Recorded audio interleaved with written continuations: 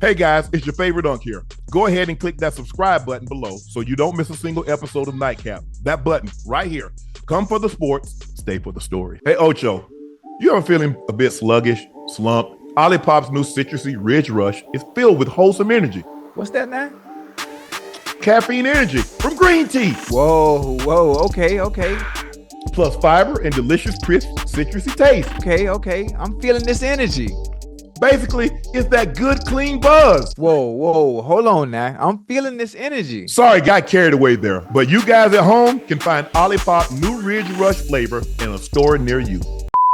Oh, yo, I'm gonna have to go to the bathroom before the commercial over.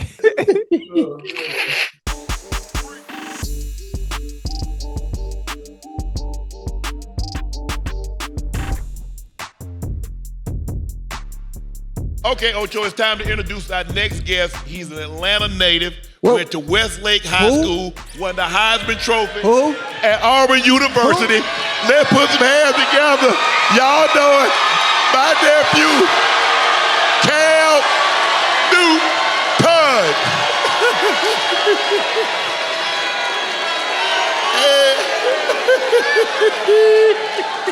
Hold on. I'm gonna let y'all finish, but this is my city, man. ATL, what's good?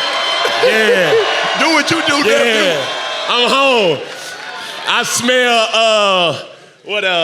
Black and Miles and Baccarat from the baby.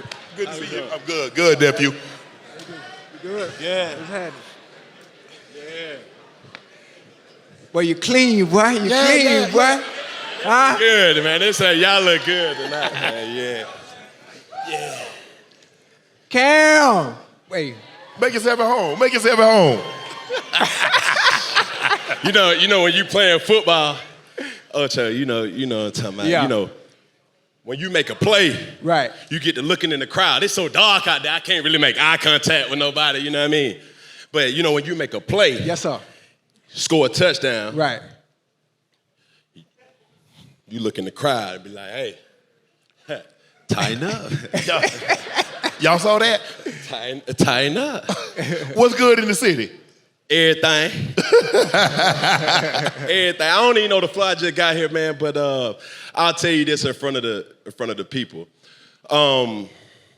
Appreciate you. Appreciate that. No lie.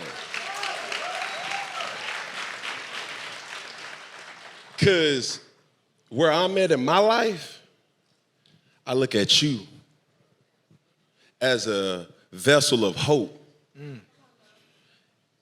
And you give me the hope to be able to talk how I want to talk, dress how I want to dress, and speak my mind.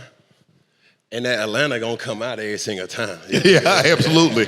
So when people say or they have their opinions about me, I look at Shannon, Uncle Shannon, Uncle Shay, as that person that say he's doing it, so why can't I? So thank you, bro. Appreciate that. Appreciate that. Go ahead. Well, good to see you, boy. Huh? Hey, I gotta call you out on some shit too, Ocho. Like, call him out. That's what you do. Ocho been acting brand new, bro. Hey, you acting light skinned, bro. You know what I'm saying? You acting light skinned. Me? You acting light skinned. You getting some good manyans over there, man. Some good who? Every manyan. Manyan? What that mean? Okay, let's play a game. What that mean? Listen, we ain't never rehearsed this. Right. On the count of 3, what does manyan mean? 1, 2, 3. Oh, yeah, I'm getting that, boy. I'm getting that. Yeah. But listen, I'm getting it, right? But I ain't spending it. So ain't nothing changed. It's still coming in, but I'm still pretending like I'm broke.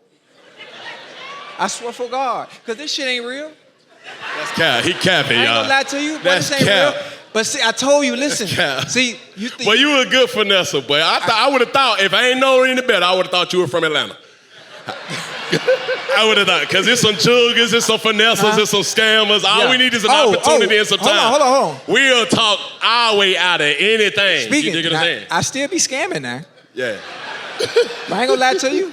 I know, because the lights hitting it, it look good, don't it? Yeah. Shit, this ain't just from the lab, nigga. Nah. You fix the cone, that food's gone. Straight from the lab. Ain't nothing wrong with that. Where did this Cam Newton? The Cam Newton with the hat, the bow ties, the ascots, the look every day. I asked this man, I was on, he did my podcast about 3 months ago. I said, Cam, you do this ish every day? He like, Unc, every day. Mm-hmm. I say, hold on. What if you not going nowhere important? Every day. Yeah. I mean, listen. It's in you. It ain't on you. You see what I'm saying? Come on, when man. you got that expectation for yourself, and I'm open about, every night I lay my clothes out. Mm-hmm. Yeah. That's just if I got something to do. Nah, if I'm going to my son game, I still gotta, you know what I'm saying? I gotta step. I mean, I ain't never played today. I pledge me, but other than I gotta step. I'm talking about big boots, steel toe, porn star stepping. You're like, that. So at the same time, when I'm dressing up, it's nothing that I don't feel like I could not make go. And then this is what they gonna say. But he doing too much. That's cool, baby. You just ain't doing enough. You see what I'm saying? Like, while I'm going through my clothes and I'm saying, oh, that's gonna go with that, that's gonna do with this. Never, ever did it ever register in my mind to say, today, I'm just gonna blend in. Right. Or I'm just gonna be a backup dancer. Right. Or I'm putting this together because somebody might like it. I like it. I don't give a damn what y'all like. I'm still waiting on the day that somebody dressed just like me on the same outfit. I was watching the Receiver documentary in Las Vegas. Devontae Adams and Mad Max Crosby wore the same outfit twice. You saw it. He was disappointed. Hey, you see? Twice. It's but when you're talking about clothes, it's different. It's so many clothes that exist for us to all say we gonna wear the same thing. And I'm like, bro, just because you got money and your outfit is expensive, that don't mean you got style. Come on now. It just don't. Now, you gotta be able to put it on. Now, let me just stop right there. Y'all go. Now you good. Listen, the thing about you is you unique in everything that you do. Your style and your creativity is your vision in your eyes. That's what separates you from everybody else. And it's been that way for a very, very long time. So you can do it and you can get away with it because of the way you carry yourself. Like you always say, it's not what's on you, it's what's in you. Everybody can't do what Cam Newton do. You have the confidence to be able to pull that shit off. Everybody else, most of the time, 90% of the time, they got to look like the mannequin. They ain't got no choice. They got to look like the mannequin. They just care too much. They care what people think about it. They just care too much. See, this is the thing. Like, when I pray to my God, as long as me and him good, what I gotta... Right. Please them. I'm locked in with him. So it's so many people that they try to feel like, I don't need nobody, but you caring about how many likes you got. I don't care.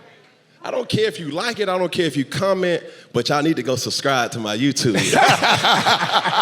But the reality of it all is like, bro, I've always idolized the thinking of these two individuals. Old people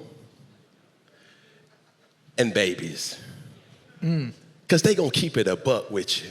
If your breath stinking, oh baby, come here real quick. Let me get you a peppermint. It's humming a little bit, honey. If something is a defect with you, my son gonna say, excuse me, sir, why you don't have some? It's just in him. Yeah. And he does. We are taught to care. Once we unteach that from ourselves, That's the thing about life. We all are uniquely our own version of our best self. So why should somebody else dictate how you should do what you do? So I know you heard what Brady said. Brady said the quarterback play has been subpar because they dumbed it down. What's Cam Newton's take? Because you know if you'd have said that, it'd have been trending and they'd have been coming at you. He better give it up. Why he hating? This, that, and the third. Like, man, it's truth. But we pick and choose who we want to take advice from. True. Hey. I'm going to let that marinate. It depends on, sometimes they hate the message depending on the messenger. Like, real talk. So when I say what I say, it's how I feel. I've really been good at football. God has blessed me to be good at football since the ovaries. You see what I'm saying? Yes. At Westlake, I was good at football. Right. When I went to Florida, I was a 5-star athlete. When I went to JUCO, I was a 5-star athlete. When I went to Auburn,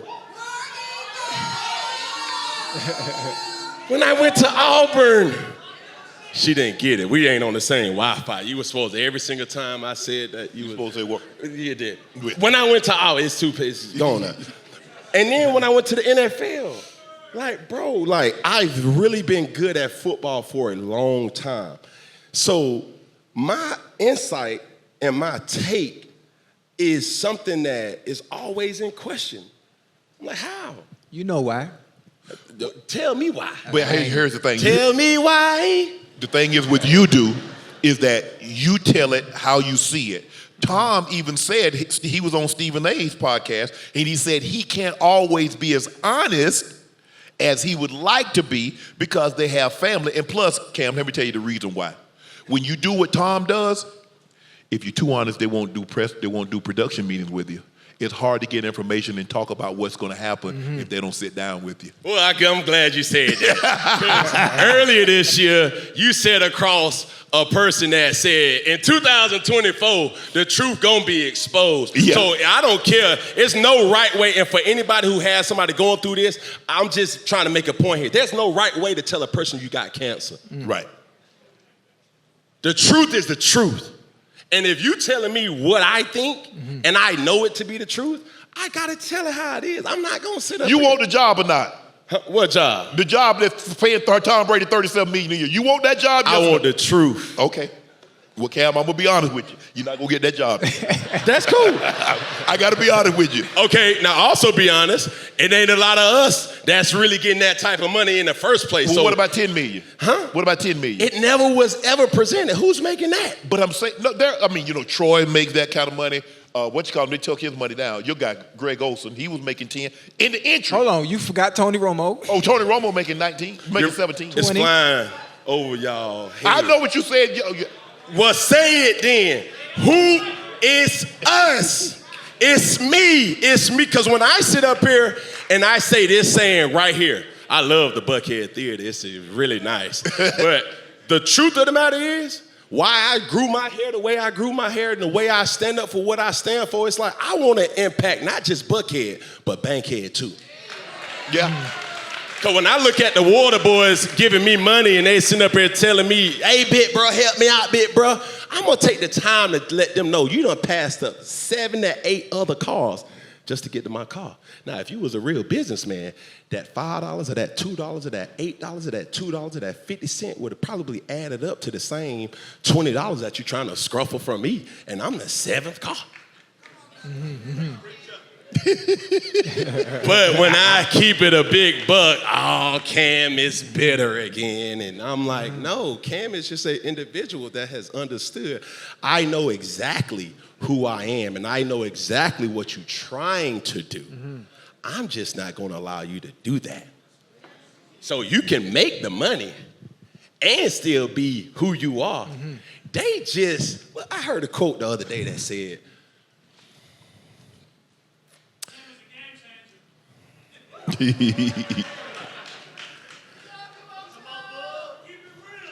keep it a buck. I'm trying to filter it because now you got me thinking. Everybody knows who they are. But in any type of negotiation, they don't expect you to know who you are. Hold on, nigga. Hold on.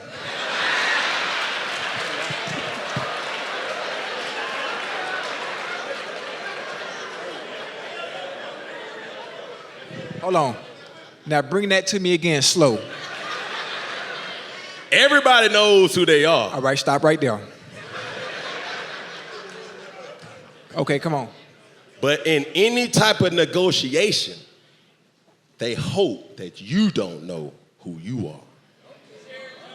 Because if you know your worth, you already know you trying to give me $300,000 to cover sports, and I know I'm gonna bring a whole different outlook to it, and I'm gonna make y'all ratings soar through the roof, and do all this and do all that, and you still trying to play me, and it's hard to watch the person who you paying more than me, and you trying to get, come on, bro.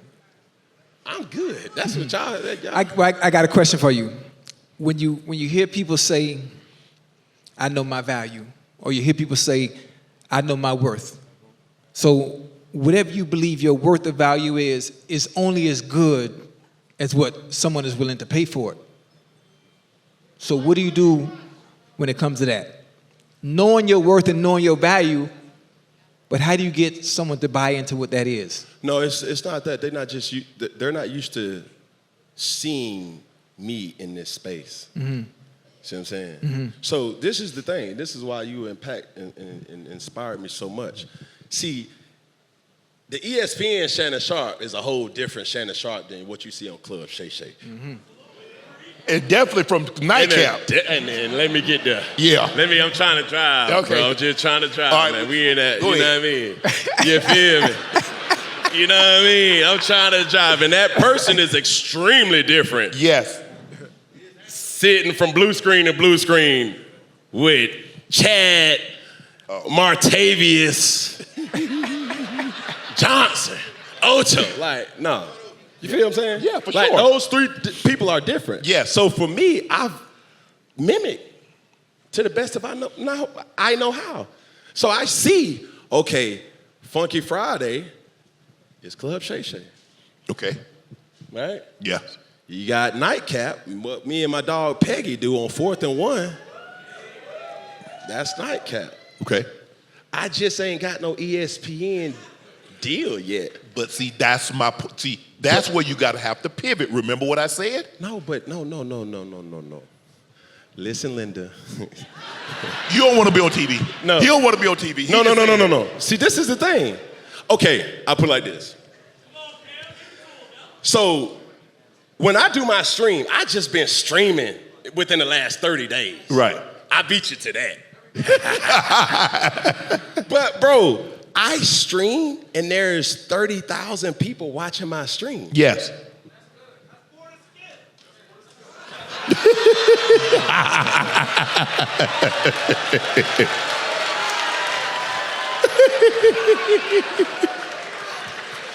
So I'm gonna dumb it down again for you. I'm like, you asked, like, knowing your value. It's not that I don't know. It's just I haven't been able to prove to y'all. I know who I am. I know who he is too, Just man. trust and believe. Like, once that volume of content gets to Right. 3 to 5 times a week. Hold on, we talked about that, didn't we? Come on now. We talked about that. I'm trying to tell you, it's a plan. It's a means to the madness. I'm not. You can't treat me like a backup singer when it's giving Justin Timberlake. You know what I'm saying? It's giving Beyonce knows. You dig it? It's giving David Ruffin. I'm like, you see what I'm saying? Yeah. And when you talk like that, they be like, see, there you go. He trying to be. But listen, I never wanted to blend in. Right. I know who I am. And I know how to connect with people. See, the thing that they don't want to tell you is I got a degree. You see what I'm saying? Yes, sir. Like, sociology is something that the study of people, like, I really am intrigued. So when I'm talking to a person and I'm really trying to get into understanding that person. See, I don't go off all the branches of the tree, even though they may be green, they be red or burgundy or orange. Oh, that's cool. I want to get to the root. But that's a skill. So you have to look at the Dan Patricks of the world. You have to look at the Oprah Winfreys of the world. You have to look at the David Lettermans of the world, the Shannon Sharpes of the world, and take all these different styles of the art of conversating and apply it to your own. Because now, for me, I've always tried to be the modern day Arsenio Hall. You know what I'm saying? Yeah. And just bringing it with a twist. So I look at streaming now, where I have 30,000+ people in a 2 to 3 hour span, and I'm saying like, yo, all this is a radio show. Yeah. But when you look at it like that, it's like, okay, I have a more direct to consumer Yeah. body of work rather than that. So once whoever, it doesn't matter what platform, sees the value in that, we'll cut the check then. Right. I heard you said it, and I want to know what your thinking was. You said you was disappointed that your former coach was there when you got there. Y'all came in together, if I'm not mistaken. Ron Rivera didn't call you when he was in Washington. Why did that upset you so much? That was my dog. Like, we've been through so much. I always hear his voice in my head. Yeah, kiddo, you know, man, this, that. Like, I say this respectfully. He raised me, and I raised him. He was a rookie head coach. I was a rookie player. I was not going to allow him to fail in Carolina, not under my watch. Because there's the oath, and it's just in us as athletes that when somebody takes a chance on you, no matter what round it is, you feel obligated to give, because no matter what you want to say, they've allowed you the opportunity to take care of your bloodline. So when what was happening, or what had happened in Carolina with me and Coach Rivera, we had numerous talks and discussions about the game of football and about life. So when I was going through the transition of being out of Carolina, I was like, yo, at least I was, damn, coach. And it wasn't just him. See, that's the thing. I can't blame a head coach because he may not have picking power. But Marty Herney, the same thing. He drafted me. Right. He was in D.C. And he said no. I'm going to take it a step further. The head trainer that they had, Ryan Vermillion, was there. Nobody. So me going through this whole resurgence, like, yo, like, damn. I kept asking my agent, I'm like, yo. They ain't called? Washington ain't called? I know what's going on. So maybe you weren't as close as you previously thought? Man, I'm an action person, bro. I'm an action person, and I teach my children this. Man, I could tell you anything, but if I don't prove on a day-to-day basis that I love what I showed you. Dog, that don't mean nothing to me. Have you had a conversation with him? Have you spoken to him? No, sir. Not like we said. It's not no beef, and I don't want nobody to kind of take what I'm saying as that I'm angry, because there was a business decision that has to be made, and I knew I was coming off a shoulder injury. It's that. That's all it was. It was like for me to just say, hey, kiddo, how you doing? Hey, how you feeling, though? Let's come up here for a physical. Let me really do a deep dive. That's the relationship we had. And it was the things, and I told Coach Rivera, I was like, yo, this was in Carolina. I was like, in any short yardage situation, Coach, give me the fucking ball. Is that why it hurts so much, Cam? Because if you think about it, Cam, a lot of them damn injuries came because you stood on that hill and you fell on that sword. Yeah. And you say, man, look here, after everything that I've done, at least bring your boy in. Give me a look over, man, and see if I'm a good fit. Bro, I give you a golden nugget, bro. And I put this on Hattie Lou Newton. That's my heavenly angel, or that's my earthly angel. That's my grandmother. The biggest misconception about Cam Newton was that he took a lot of hits. I didn't take a lot of hits. I delivered a lot of hits. That's not the point, though. Anytime you seen me hitting somebody, I knew I was going to win that battle. Me too. As a quarterback,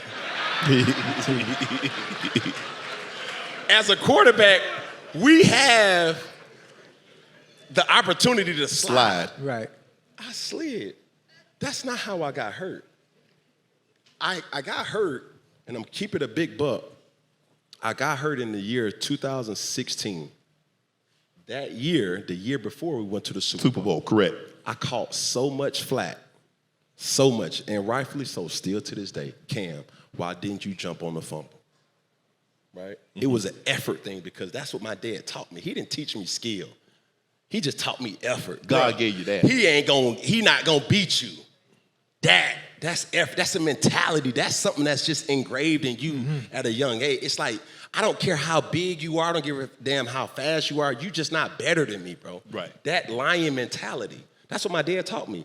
And that clip, that viral clip that people see, like Cam not jumping on a fumble, that was pussy. And my dad didn't teach me that. So I was disappointed. The following year, we was playing the San Diego Chargers, not the LA Chargers, the San Diego Chargers.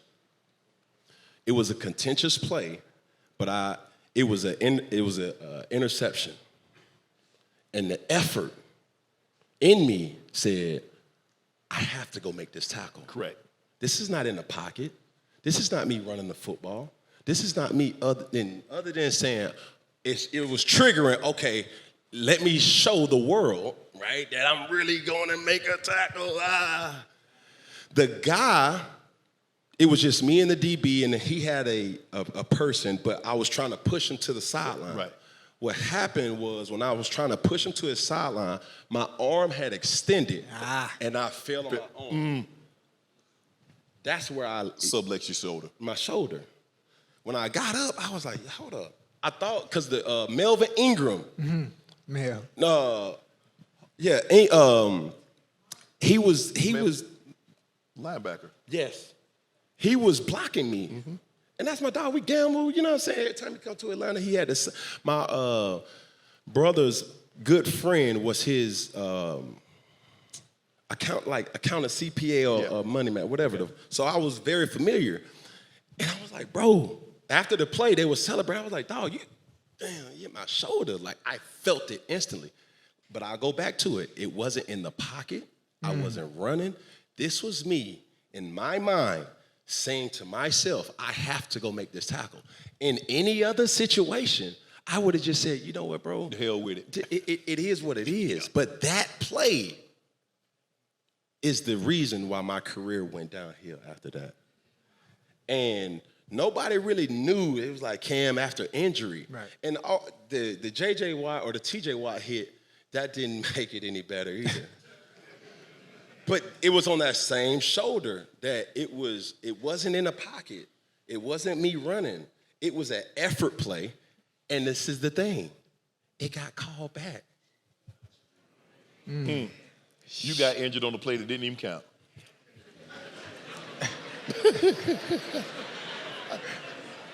So the moral of the story is, don't give a damn what a person may think, because if you think too much about it, shit, it'll just fuck your whole life up in the first place. So that's where I was. So when anybody says the things about it, it's like, bro, it's documented. Well, you can go back and I can tell you the play. Lovely. I'm going to tell you why. New England's experience made me the businessman that I am today. Because everything is a business there. It ain't nothing but business. Boy, let me At tell you- all. Let me It tell ain't no you something. friendship. Top- it ain't no top- love. it ain't personal. It ain't Top no to bottom. commitment. Oh, you was there too? Yeah, top to bottom, straight business. Tom Brady left. Coach Belichick left. Yeah. It's business. But no, it's different though. It's a real thing when they say the Patriot way. And this is the thing about Coach Belichick that we know, but to experience it firsthand, I felt like I was in a 365-day internship. It really wasn't 300. it was like I was there. I was like a lab rat. They wanted to see if it was going to work. It didn't work, but it was just like, yo, what I learned there, my challenge every morning was trying to beat Belichick in the work, right? And then when he was going on his treadmill, he would still be walking and he would still be watching film. And he would have that iconic yellow pencil, still taking notes. I would see how he would bring different emotions out, and he was a teacher of the game. See, that's the thing that people don't understand about people in positions of pastors, coaches, teachers, or anybody. Like, you're still a teacher. Teach. He taught the game. Found myself in a couple team meeting rooms that, bro, he really had, if he had to give an almanac of how many players that he coached, we were watching in modern day, what was that, 2020? We was watching Lawrence Taylor film. Like, he's that type of person. Like, he showed John Elway film just to be able to appreciate where the game has come from. And I appreciated that. So I'm not going to let nobody say, man, yeah, New England was a wild. Like, no, bro. How I run my business now, and anybody knows who work alongside me, no, bro, it's all about accountability.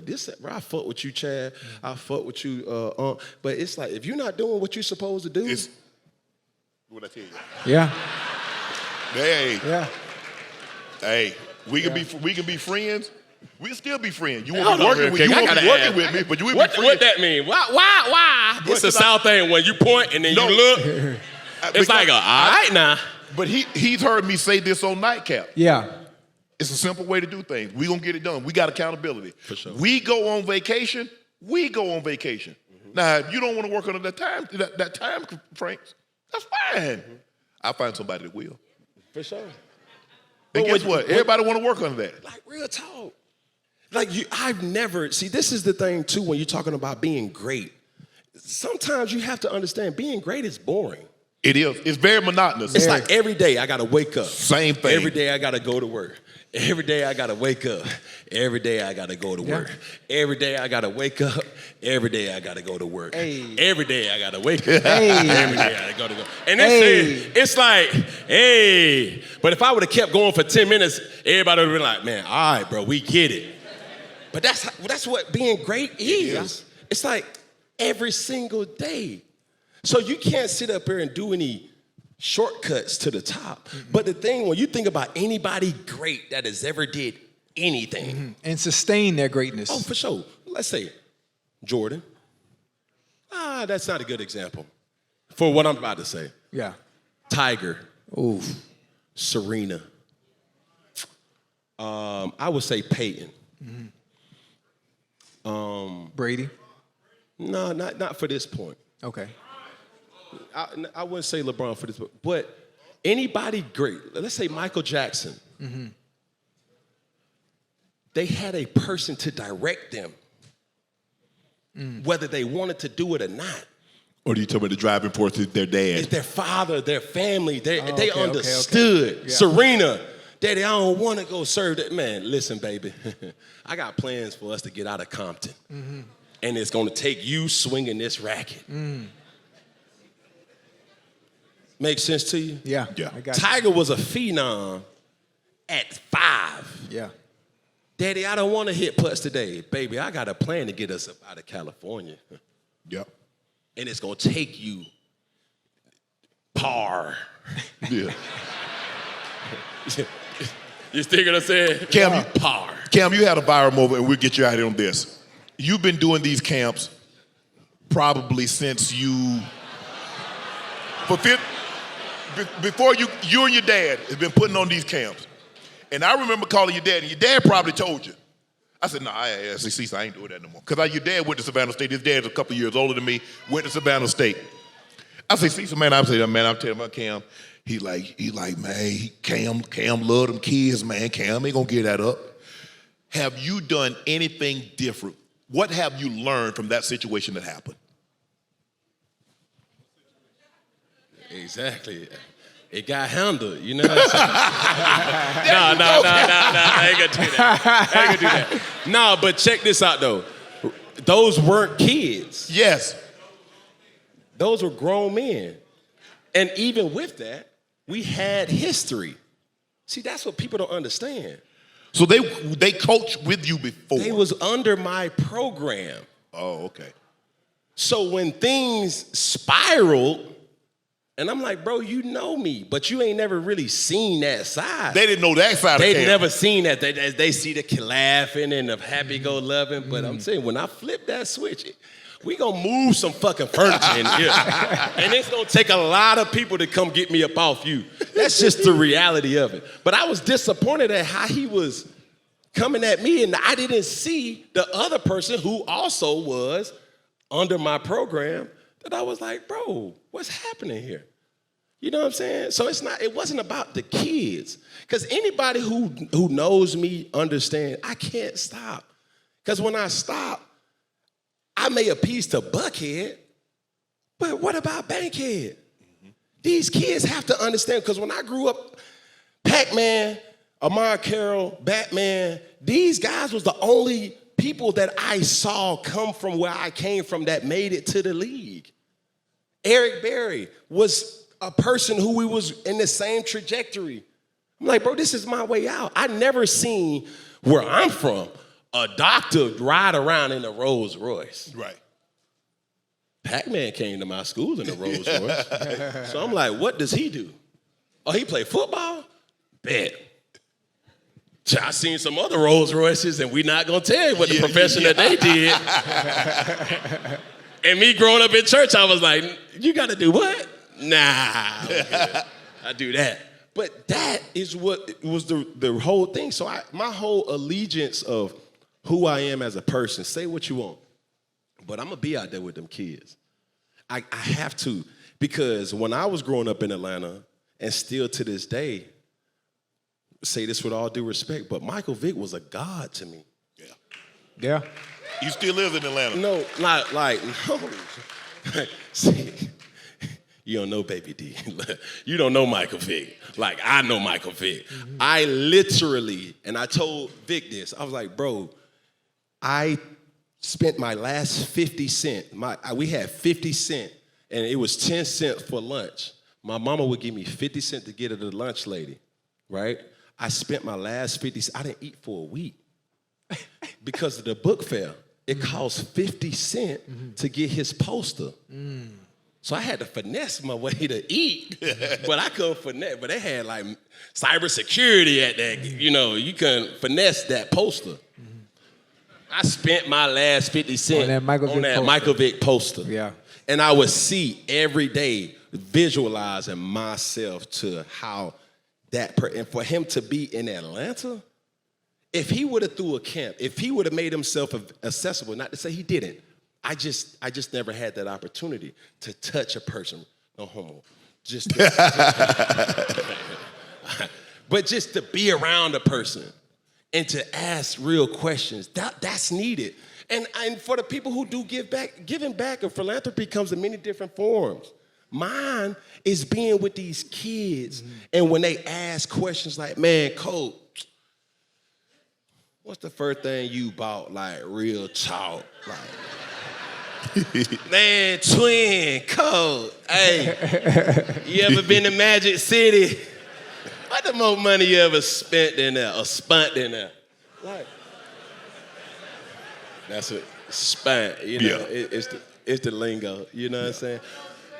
But it's one of them things that I don't know nobody that's doing what I'm doing. And if you are, man, my hat goes off to you. I spend a lot of money. If I would have taken this business plan and gave it to, my financial advisor, he would have been like, bro, what are you doing? You're losing too much money on something that you're not getting back. It's like a return on your investment. It's not getting no ROI. Yeah. Right. No, but what I am getting is like every person who's came through the C1N Cam Newton Foundation, they know, bro, I seen Cam there.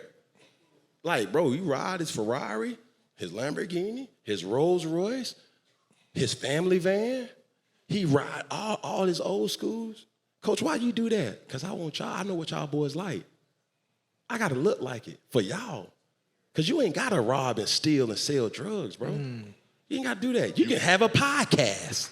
That's it. Like me. Yeah. You see what I'm saying? So it's so much purpose in me. And so for somebody to say what they want to say, it's like, bro, you ain't from where I'm from, bro. Because if you was, you would understand, bro. It's some trenches out here. Mm-hmm. And these kids, they got no hope. So for you to see that, for you to give them that, that's of its utmost importance for the growth of our ecosystem. Thank you. I like it. Ladies and gentlemen, your very own Atlanta native, Cam Newton.